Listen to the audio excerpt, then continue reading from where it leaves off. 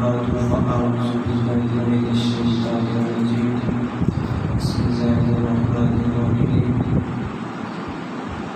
تلك الرسل فضلنا بعضهم على بعض صدق الله العظيم وصدق رسوله النبي الكريم الأمين إن الله وملائكته يصلون على النبي يا أيها الذين آمنوا صلوا عليه وسلموا تسليما الصلاة والسلام عليك يا رسول الله وعلى آلك وأصحابك يا حبيب الله الصلاة والسلام عليك يا نبي الله وعلى آلك وأصحابك يا سيدي يا نور الله مولاي صل وسلم دائما أبدا على حبيبك خير الخلق كلهم اللهم محمد صلى الله عليه وسلم نحن عباد محمد صلى الله عليه وسلم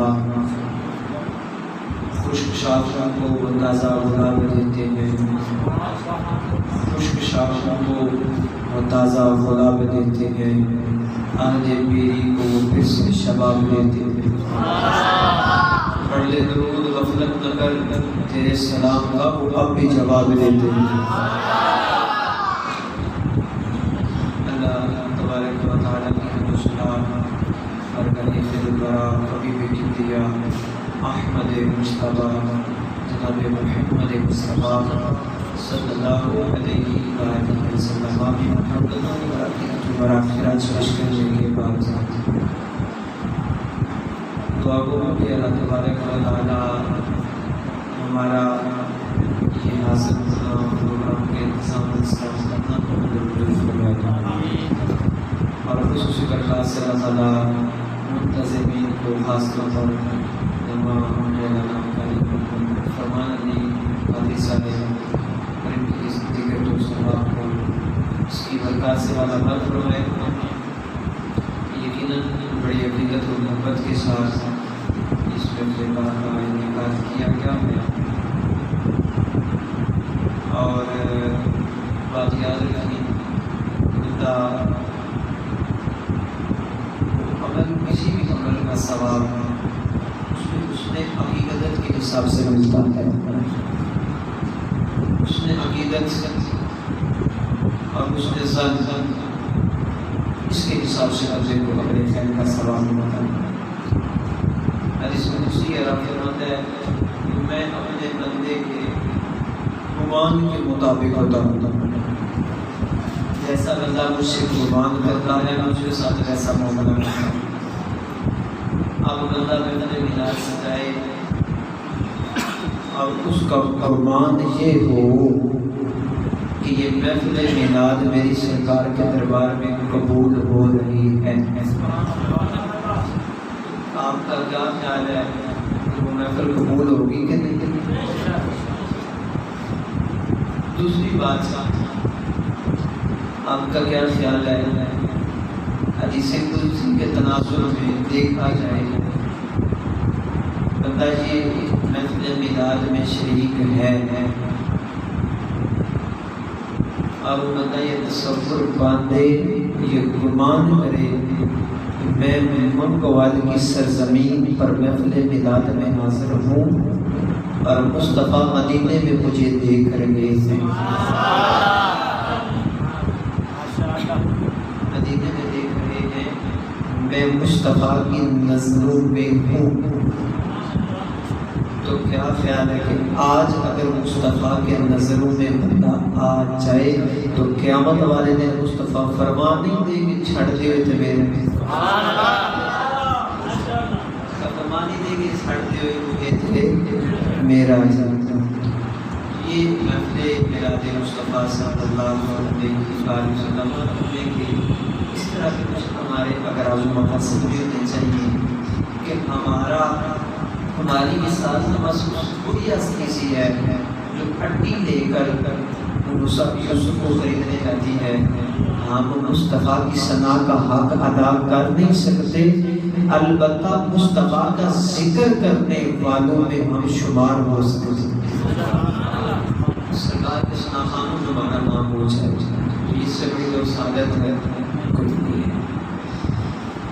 کہ اللہ تعالیٰ ہم سب کی حاضری کو قبول فرمائے۔ چند اخلاص ہم کو سمجھ رکھی ہے، حضور نبی کریم صلی اللہ علیہ وسلم کا میلاد پاک ہے، آپ کی ولادت کا مہینہ ہے، ہر طرف ایک خوشی کا سماں ہے، موسم میں بہار آ رہا ہے۔ ربیع الاول موسم میں بہار میں کیا ہے؟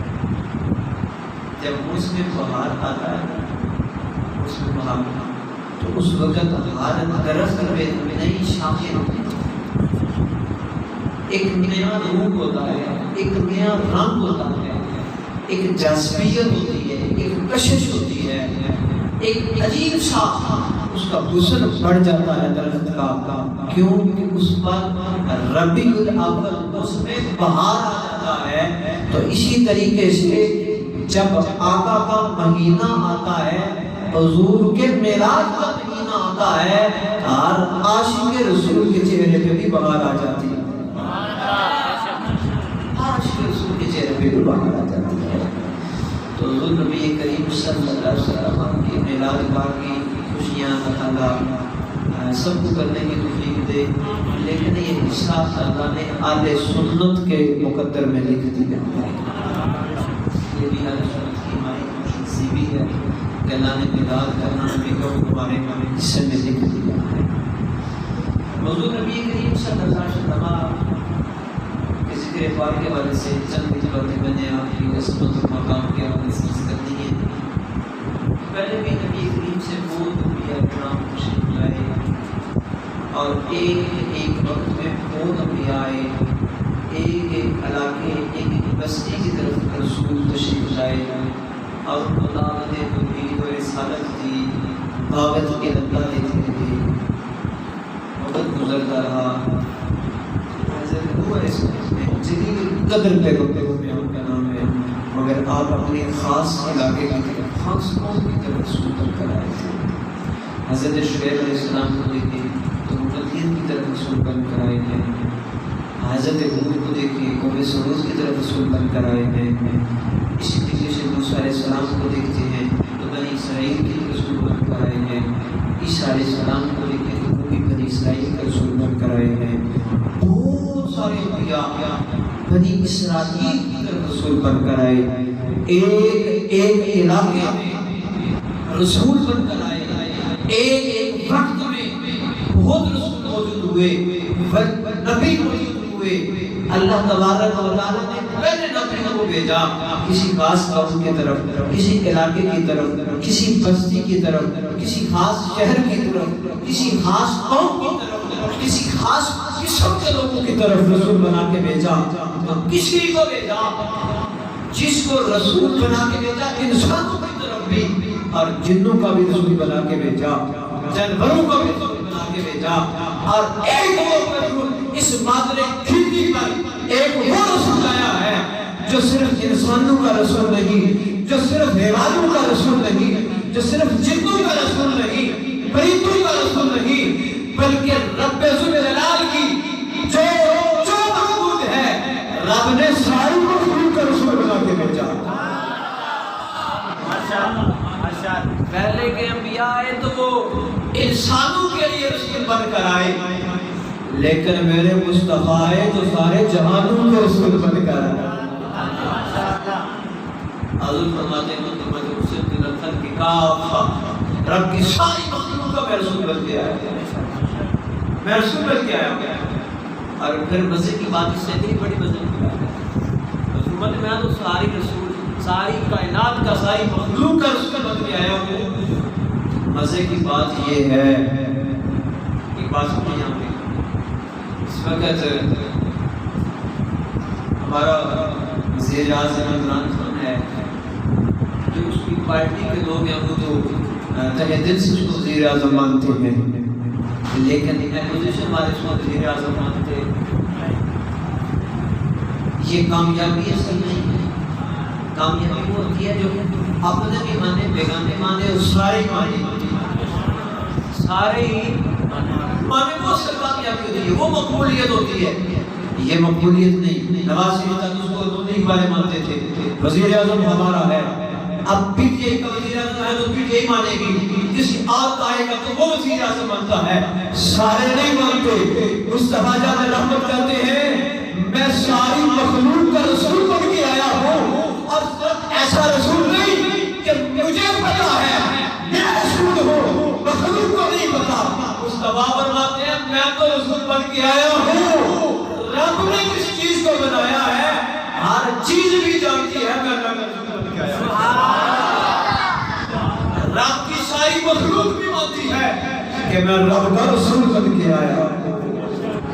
میں ماں من شیء الا میں کوئی شے ایسی نہیں، چھوٹی سے چھوٹی اور بڑی سے بڑی کوئی چیز بھی ایسی نہیں جو اس کائنات میں موجود ہو اور اسے یہ پتہ نہ ہو کہ رسول اللہ کی نبی ہے، ہمارے آقا اللہ کے نبی ہیں۔ کوئی چیز بھی ایسی نہیں ہے، اور میں کائنات کا ہر ذرہ ذرہ مجھے اللہ کا رسول مانتا بھی ہے، جانتا بھی ہے۔ آپ مجھے ایمان سے بتائیں کائنات کا ذرہ ذرہ جانتا ہے، حضور اللہ کے رسول ہیں۔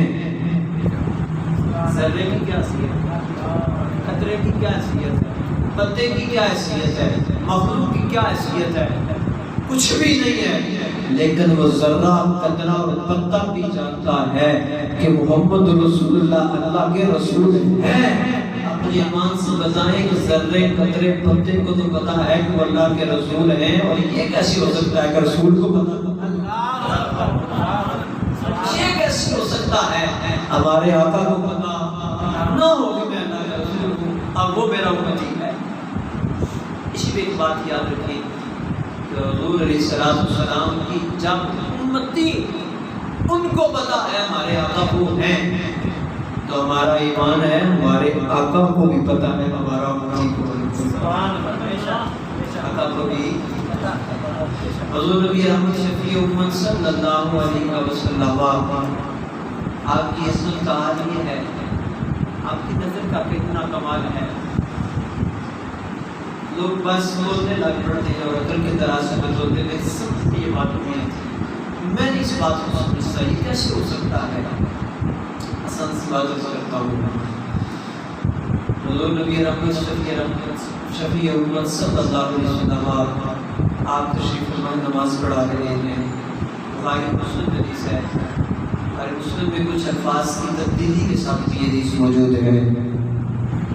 اگر اس طرح نماز پڑھا رہے ہیں تو کسی سے آگے ہے نا، نماز پڑھتے پڑھتے اگر اس کا تھوڑا سا آگے ہو گئی، رکوع سجدہ تھوڑا سا پہلے کر دیا ہو، نماز سے فارغ ہوئے نبی کریم صلی اللہ علیہ وسلم فرماتے ہیں کہ صحابیوں ایسے نہ کیا کرو، لا یخفی علی رکوعکم ولا سجودکم، فرمایا نہ تمہارا رکوع مجھ سے پوشیدہ ہے نہ تمہارا سجدہ مجھ سے پوشیدہ ہے۔ میں جیسے آگے دیکھتا ہوں ایسے پیچھے بھی دیکھتا ہوں، ایسے پیچھے بھی دیکھتا ہوں، اور صرف آگے اور پیچھے نہیں ایسے دیکھتے۔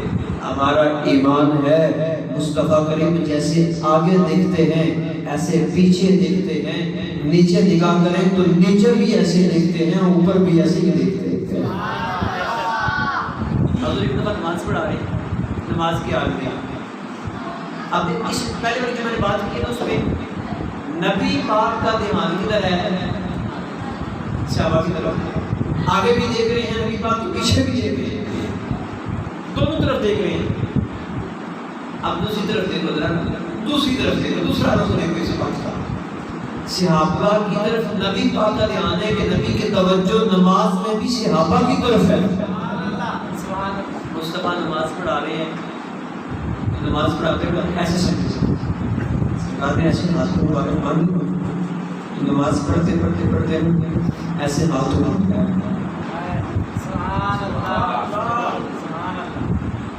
ایسے ہاتھ کو اٹھائے، ہاتھ کو ایسے کریں، ایسے ایسے کریں، نماز مکمل ہو گئی۔ نماز مکمل ہونے کے بعد سرکار کی خدمت میں صحابہ عرض کرتے ہیں یا رسول اللہ نماز میں کیا ہوا؟ کیا ہوا ہے؟ اس کی یا رسول اللہ ہم نے دیکھے آپ نے نماز میں ہاتھ ایسے اوپر کیا، ایسے کیا، پھر نیچے کر لیا۔ کیا ہوگا؟ ایک طرف دیکھا آپ نے کہ نبی پاک کا دھیان نماز میں صحابیوں کی طرف ہے تو صحابیوں کا دھیان ہے، وہ بھی نبی کی ادھم کو تکتے رہتے ہیں نماز میں. یہ بات ریاست کا نام ہے تیری گلی میں آنے جانے کا، تصور میں تیرے رہنا، عبادت اس کو کہتے ہیں. صحابہ دیکھ رہے ہیں ایس پہ پھر نیچے پوچھا یا رسول اللہ یہ کیا ہوا؟ آگا فرماتے میں نماز پڑھ رہا تھا، نماز پڑھتے پڑھتے میں نے ایسے کیا میرا ہاتھ جنت میں پہنچا. سبحان اللہ. ایک آسمان، دوسرا، تیسرا، چوتھا، پانچواں، چھٹا، ساتویں آسمان سے بھی اوپر جنت، اوپر جنت ہے. ایسے ہاتھ کیا اور میں میرا ہاتھ جنت میں پہنچا. ہاتھ پہنچنے کے ساتھ مجھے وہاں پہ اس کا عبور کا پوشاک کچھ میں دن کے میں اتار کے دے رہا آپ کے لیے. چبل کے تو یاسو لے آنا لے آتے. آقا فرماتے ہیں میں لے کر اس لیے دیا ہے کوئی جنت کی نعمت ہے، کوئی جنت میں لے جنت بھی رہے اور میں اگر مجھ کو لے آتا ساری زندگی تو کھاتے رہتے، ساری دنیا کھاتی رہتی ہے. جنت کی نعمت تھی کبھی ختم نہ ہوتی. اب دوسرا جنت کی نعمت تھی، میں نے کہا وہ وہی کی وہی رہے. نبی کی توجہ صحابہ کی طرف، تو مصطفیٰ کی توجہ کی طرف صحابہ کی توجہ ہے. دونوں توجہ آپس میں ملی ہوئی ہے، ایک دوسرے کی طرف دیکھتا ہے، دوسرا ایک کی طرف دیکھتا ہے. تو بس یہی بتانا چاہتے ہیں کہ تصویر عبادت نام ہے، تیری گلی میں آنے جانے کا تصور میں تیرے رہنا عبادت اس کو. مصطفیٰ کی نگاہ قوت اتنی ہے کہ ایک نظر اٹھائیں تو جنت کو دیکھ لیتے ہیں. اسی طرح ایک عورت سرکاری محبت میں حاضر عرض کیا رسول اللہ میرا بیٹا کدھر ہے؟ فوت ہو گیا، شہید ہو گیا ایک میدان میں. یا رسول اللہ وہ کیا جنت ہے؟ آقا علیہ السلام نے اس طرح سے نگاہ کو تو فرمایا ہاں جنت میں ہے، صرف جنت نہیں جنت کے اعلیٰ مقام میں. مصطفیٰ نے ایک نظر میں جنت بھی دیکھ لی اور جنت کا اعلیٰ مقام بھی دیکھ لیا. اس نے آبی کو بھی دیکھ لیا اس کا مقام کہاں پہ ہے. تو ایمان سے بتائیں جنت دور ہے کہ مدینے سے پاکستان دور. جس کی ایک نگاہ فیض کا جیسر ہے وہ زمین پہ کھڑے ہو کے جنت کو دیکھ سکتے ہیں. ہمارا ایمان ہے وہ مدینے میں رہ کے مدینے والے اپنے امتیوں کو بھی دیکھ سکتے ہیں. حضور صلی اللہ علیہ وسلم کی عظمت کی میں بات کرنے لگا تھا. آقا علیہ السلام کی عظمت، آپ کے مقام و عظمت کی بات کریں کیا کہتے ہیں. آقا علیہ السلام قیامت والے دن جو اللہ تعالیٰ نے ان کی عظمت کا اظہار کرنا ہے اس کی صرف دو پہلو میں آپ کے سامنے سے بتا. ایک بات اللہ تبارک تعالیٰ نے نا ایک عرش بنایا ہے، عرش بنایا ہے اور اس کی وسعت، اس کی بڑائی، اس کی چوڑائی، اس کی لمبائی وہ حقیقت میں خدا کی بہتر جانتا ہے. عرش خدا کا کس کا ہے؟ کس کا ہے؟ اب قیامت والے دن اس عرش کو اللہ نے سجانا ہے، بچھانا ہے، سجانا ہے، لگانا ہے. عرش ہے خدا کا لیکن اللہ نے اس پر بیٹھنا نہیں. عرش پہ بیٹھنا سود تو یہ ہوتا ہے جس کی کرسی ہے وہ بیٹھتا ہے، جس کا تخت ہوتا ہے وہ بیٹھتا ہے، وہ مال سمود بیٹھتا ہے. لیکن عرش خدا کا ہے، رب نے عرش میں بیٹھنا کیوں؟ کبھی سوچا ہے؟ اس لیے کہ رب بیٹھنے سے پاک ہے ضرور مگر جسمانی سے پاک ہے. رب نے بیٹھنا کوئی نہیں. سوال یہ ہے مالک تو نے اتنا بڑا عرش بنایا ہے، بیٹھنا کوئی نہیں، تو اس عرش کا فائدہ عرش کا اب عرش اتنا بڑا ہے یہ خدائی بہتر جانتا ہے. لیکن حدیث فرماتی ہے، مصطفیٰ جان رحمت فرماتے ہیں رب کا بہت بڑا عرش ہے جس عرش کے سائے میں رب کی مصطفیٰ کی امت کے 20 نہیں، سینکڑوں نہیں، ہزاروں نہیں، لاکھوں لوگ اس کے نیچے ہوں گے جن کو رب قیامت والے دن عرش کا سایہ عطا فرمائے گا۔ لیکن اس عرش پہ رب نے بیٹھنا کوئی نہیں، مالک بیٹھنا نہیں تو بنایا کس لیے ہے، بیٹھنا نہیں تو سجایا کس لیے ہے، بیٹھنا نہیں تو اتنے عرصے سے بنایا ہے کس کے لیے؟ اللہ رب العالمین گویا کہ حریم قدس سے آواز آتی ہے یہ عرش بنایا اس کے لیے ہے، ساری کائنات جس کے لیے بنائی، اس کے لیے ساری کائنات بنائی ہے، اسی کے لیے عرش بھی بنایا۔ اب عرش خدا کا ہے، اوپر قیامت والے دن بیٹھیں گے مصطفیٰ، بیٹھیں گے ساری امتیں آس پاس اکٹھی ہوں گی، سارے لوگ اکٹھے ہوں گے، اولین سے لے کر آخرین تک، حضرت آدم پاک سے لے کر حضرت آدم پاک کی اولاد میں سے آخری بندہ جس روئے زمین پر آئے گا اس بندے تک سارے لوگ اس عرش کے سامنے کھڑے ہوں گے، اور سارے زمانے بھر سے اگر اپنے الفاظ میں اس کے ترجمانی کریں تو یہ کیا رہے ہوں گے؟ مصطفیٰ جان رحمت کے نام سبحان اللہ۔ آج حضرت کے زمانے سوال کریں تو یہی کیا رہے ہوں گے؟ سب سے اولا والا، سب سے بالا والا، اپنے مولا و پیارا ہمارا نبی، دونوں عالم کا دولہ، دونوں عالم کا دولہ حضرت نے یہ کہا ہے نا عرش حق ہے مسند رفعت رسول اللہ کی، دیکھ رہی ہے حشر میں عزت رسول اللہ، اتنی بڑی عزت ہوگی۔ عرش خدا کا ہے، جلوہ گری مصطفیٰ جلوہ گری مصطفیٰ کی مصطفیٰ کی ہے۔ حضور علیہ السلام جلوہ گری فرمائیں گے یہ اللہ تعالیٰ کی طرف سے مصطفیٰ کی کوئی عزت، ہر بندہ آپ کی تعریف کرے، ہر بندہ آپ کی تعریف کرے، انبیاء آپ کی تعریف کر رہے ہوں گے، اولیاء آپ کی تعریف کر رہے ہوں گے، اتقیاء آپ کی تعریف کر رہے ہوں گے، جو مانتے ہیں وہ بھی کر رہے ہوں گے، جو نہیں مانتے تھے وہ بھی کر رہے ہوں گے۔ اللہ ایک بات، دوسری بات، قیامت والے دن اللہ تبارک و تعالیٰ مصطفیٰ کو ایک اور انداز میں بھی عزت عطا فرمائے گا، ایک اور انداز میں بھی عزت عطا فرمائے گا۔ یہ سارے لوگ جو ہوں گے قیامت والے دن اکٹھے ہو کر حضرت آدم کے پاس جائیں گے، یا نبی اللہ آج آپ ہماری شفاعت کریں۔ حضرت آدم پاک فرمائیں گے کہ اس حاضری میں آ گئی، آج میرے آل نہ جاؤ، کسی اور دروازے پہ جاؤ، میں نے تمہاری شفاعت میں نے تمہاری شفاعت کوئی نہیں کرتا۔ حضرت آدم علیہ السلام سے جواب ملے گا، لوگ چلتے چلتے حضرت نوح علیہ السلام کے پاس آئیں گے، دوسرے انبیاء کے پاس، تیسرے کے پاس، چوتھے، پانچویں، چھٹے، چلتے چلتے انبیاء کے پاس ہوتے ہوتے سارے انبیاء سے یہ جواب ملے گا اذهبوا الی غیری، کسی اور در پہ چلے، کسی اور تسی اس ثابت لگا رہا ایک منگتا پورے محلے جو خیر نہ رکھے کہ کیا بیتے آسان لفظوں میں یوں بھی سمجھ لے وہ تو مانگنے والا نا، ایک دکاندار دکان بنا کے بیٹھا ہو تو سارا دن راہ بھی کوئی نہ آئے، نہ پورا گزر جائے، راہ بھی کوئی نہ آئے، کام بھی نہ چلے، بندے نے چھوڑنا ہی ہوتا ہے، اور اس کی پریشانی کا عالم کوئی اور نہیں، وہ بندہ خود بہتر جان سکتا ہے۔ اسی طرح محشر کے جناب میں نفسا نفسی کا عالم ہے، اب جواب مل رہے ہیں، اور عام لوگوں سے نہیں، انبیاء کے درباروں سے جواب مل رہے ہیں، اذهبوا الی غیری، کسی اور کے در پہ چلے جاؤ، کسی اور کے در پہ چلے جاؤ۔ اب چلتے چلتے لوگ حضرت عیسیٰ کے پاس آئے، آخر میں عیسیٰ کے پاس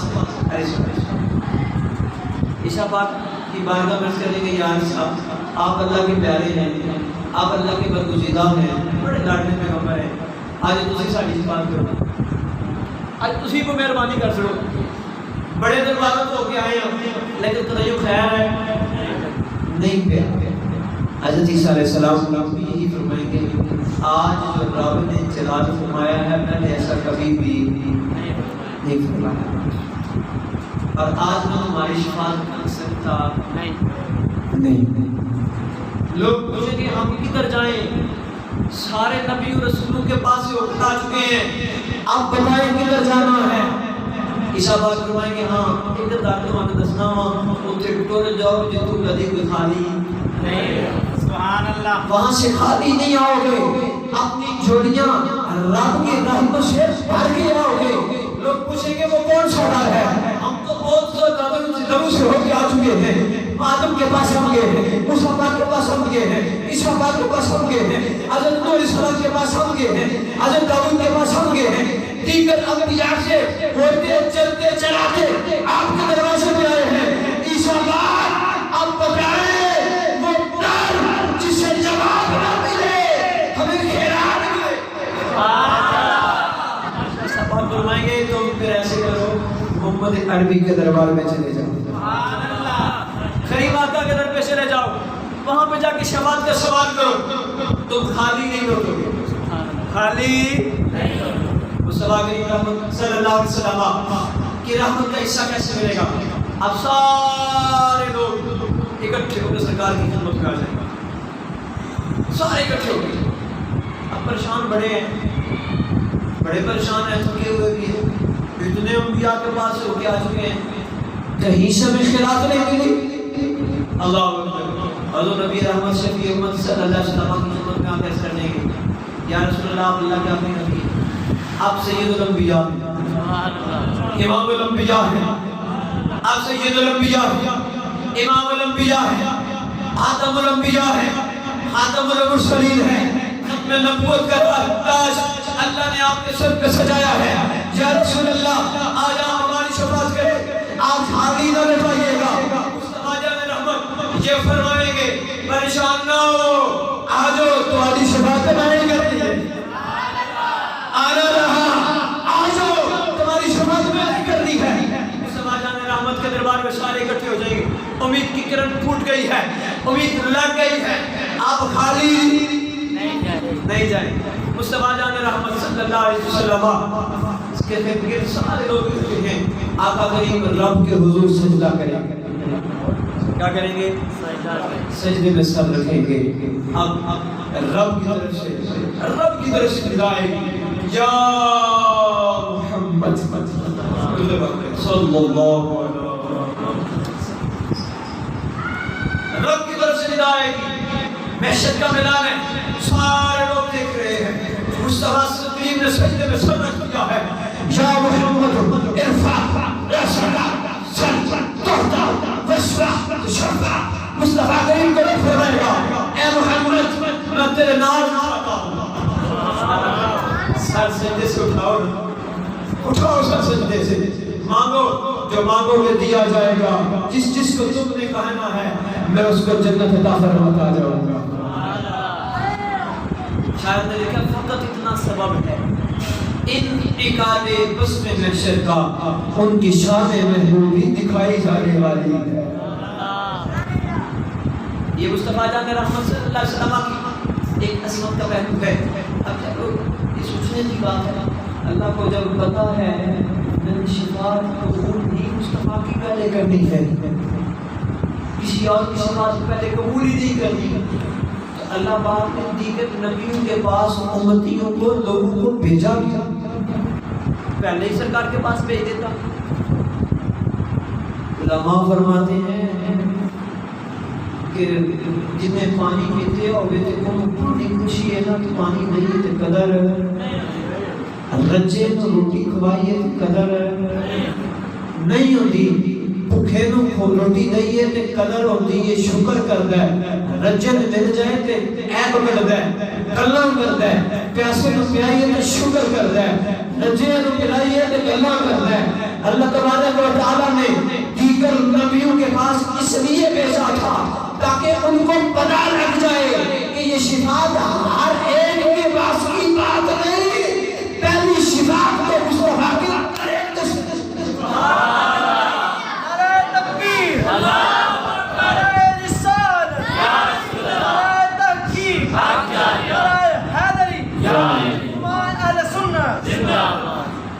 یہ تو مصطفیٰ جان رحمت کی سرکار رب نے عظمت کا اظہار کروانا تھا.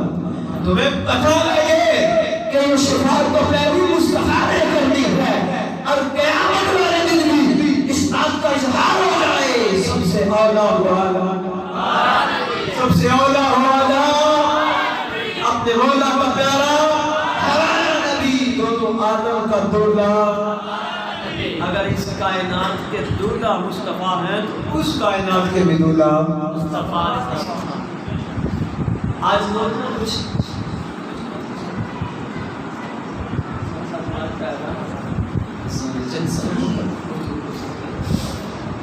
आज लोग ना थोड़ा सा कर समझना शुरू कर देते हैं, इस तरफ कोशिश करना करते हैं, शुरू कर देते हैं नबी पाक के मकाम को, मर्तबे को, इज्जत को बढ़ाए ना, ज़्यादा ना बढ़ाते हैं, ज़्यादा ना बढ़ाते हैं।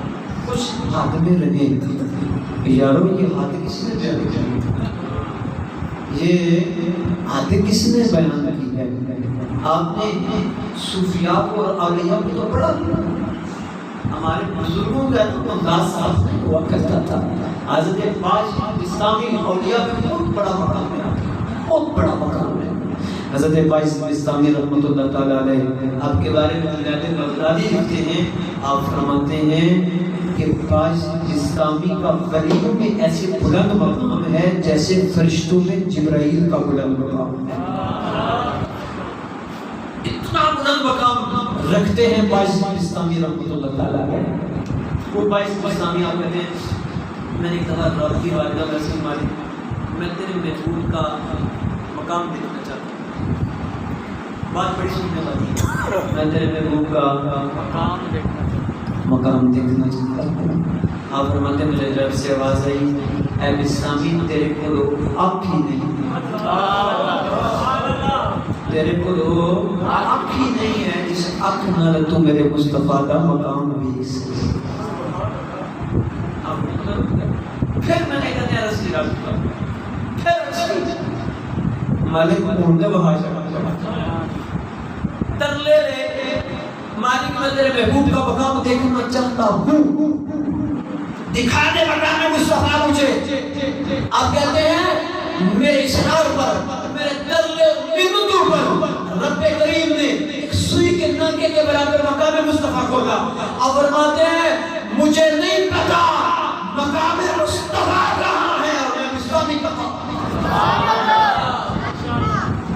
एक सुई के नाके के बराबर, नाक के बराबर मकाम मुस्तफा खोला, इस्लामी को नहीं पता मकाम मुस्तफा कहाँ है और इस्लामी कहाँ है। हज़रत बाइस इस्लामी वही भी है, बाइस इस्लामी। आप फरमाते लोगों मत समझो सरकार के मकाम को तुम समझ सको, ऐसा नहीं होता, ये खुदा जानता है या दौलत मुसर्रात शाह दलाल खैरात उसमें लिखा है हुज़ूर नबी करीम सल्लल्लाहु अलैहि वसल्लम के सबसे प्यारे सहाबी, करीबी सहाबी, अफज़ल बशर बाद नबी सैयदना सिद्दीक़ अकबर, सिद्दीक़ अकबर रज़ियल्लाहु ताला अन्हु सारे वक्त सरकार के साथ रहे, लेकिन मुस्तफा करीम ने फरमाया अबू बकर मत समझी इसको लेके से ना रवि असकी केड़े छ गाने फरमाया इसको लेके से ना रवि, खाता भी नबी ना दे, पीता भी नबी ना दे, बड़ा सफर कीते ने, गारां विच भी नबी नाल रहा वा, नबी दे यारां विच भी करीब रहा वा, हर वेले सरकार दा साथ देता है, सरकार दी अदावत में बनाया है, सरकार दे प्यारे नाल प्यार भी कीता है, सारा कुछ कीता है, बड़ा करीब रहा वा। अबू बकर भलेखे च ना रवी, अर्ज कीती क्या मुस्तफा फरमाते ने अबू बकर इस भलेखे च ना रवी कि मुस्तफा नू तकदा रहा है, कहदा है चलदियां भी, फिरदियां भी, खादियां भी, भेजियां भी, सोनियां भी, रब दे हुजूर हाजिर हो जियां भी, मकसद जी मुस्तफा नू जान गया वा, फरमाया मेरे रब दी इज्जत दी कसम है, सिवाय रब नू मुस्तफा से पहचान सुभान अल्लाह, मेरी हकीकत नू सिवाय खुदा नू किसे पहचाने आप कोई जान सके ही नहीं, खुदा जानता है या मुस्तफा सुभान होता है। इतना मुकाम मुस्तफा ने उड़ा दो। अब अगली बात हज़रत बाइस इस्लामी रहमतुल्लाह ताला अलैह आप फरमाते हैं मुकाम मुस्तफा क्या है। ये नज़ारा करने के बाद आप उनकी बात करते हैं, आप उन लोगों की बातें करते हैं, और तुम आप उनकी बातें करते हैं जो अगर नमाज पढ़ते हैं تو قبلے کو سامنے دیکھ کے بڑھتے ہیں. جن کا قبلہ درست ہوتا ہے تو سامنے دیکھ کر قبلہ درست کرتے ہیں.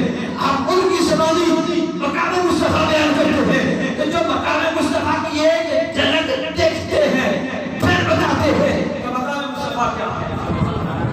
اب سنو حضرت واجد اسلامی کہتے ہیں جہاں پر عام مومنین کے مقام کی انتہا ہوتی ہے نا وہاں پر صالحین کے مقام کی ابتدا ہوتی ہے.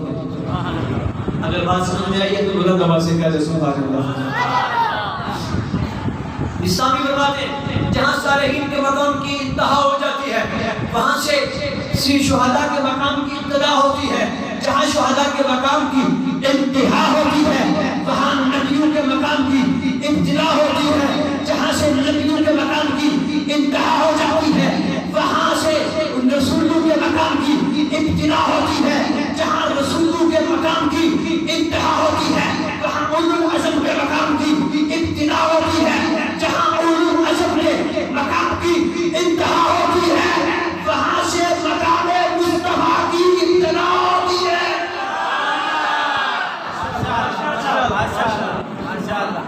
وہاں مقام مصطفیٰ کی ابتدا ہوتی ہے. جہاں سارے دنیا کے مقام ختم ہو جاتے ہیں وہاں مصطفیٰ کے مقام کی ابتدا ہوتی ہے. اسلامی فرماتے ہیں دنیا والوں کسی غلط فہمی میں نہ رہنا. جہاں سارے مقام ختم ہو جاتے ہیں وہاں مقام مصطفیٰ کی ابتدا ہوتی ہے. یہ اسلامی کہتا ہے کہ یہ خدا جانتا ہے کہاں اس کی انتہا. تکبیر